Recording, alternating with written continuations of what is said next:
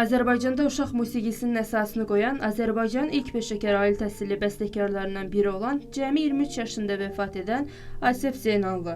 Milli romans, piano və simfonik musiqinin banisi Asef Zeynalabdin Zeynallı 1909-cu il aprelin 5-də Dərbənddə doğulub. 1923-1926-cı illərdə Bakı Musiqi Texnikumunda, 1931-ci ildə Azərbaycan Dövlət Konservatoriyasının bəstəkarlıq şöbəsində Üzeyir Hacıbəylinin sinifini bitirib.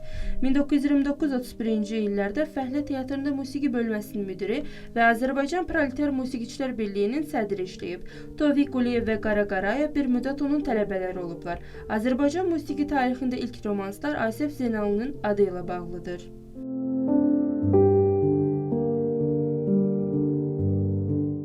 1932-ci ildə Asef Zeynallı Bülbüllə birlikdə xalq musiqilərini toplamaq üçün Qarabağa ezam olur. O getmək istəmir, qalıb başladığı əsərləri bitirmək istəyir. Lakin sözünü dinləyən olmur. Səfər zamanı orada ağır xəstələnir, qarın yatalağına tutulan bəstəkar müalicə almaq üçün Bakıya qayıdır. Xəstəxanada olarkən otağının divarına son simfoniyasını yazır və qardaşından əsərini divardan kağıza köçürülməsini xahiş edir. Təəssüf ki, onun son vəsiyyətini heç kim yerinə yetdirmir. Deyilinə görə onun ölümündə erməni əli də olub. Bu barədə Asef Zeynallının yazdığı məktub da var.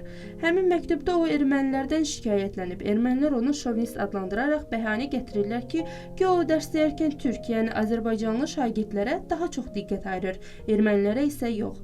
Asef Zeynallı Elsamiyyətdə olarkən ona bir stəkan su verirlər. O sudan bir qurtum içəndə deyir ki, su xoşuna gəlmir. Yanında kimsə təkid edir ki, iç, heç nə olmaz. Buranın suyu belədir. Həmin suyu içəndən sonra halı dəyişir. Bakıya gəlib xəstəxanaya düşür. Əlavə söz-söhbət olmaması üçün ailəsinə deyirlər ki, qarın yatalağından ölüb. Unudulmaz Azərbaycan bəstəkarı Asef Zeynallı 27 oktyabr 1932-ci ildə yaradıcılığının inkişaf etdiyi bir dövrdə bu ağır xəstəlikdən dünyasını dəyişir və Çəmpərəkənd qəbirstanlığında basdırılıb.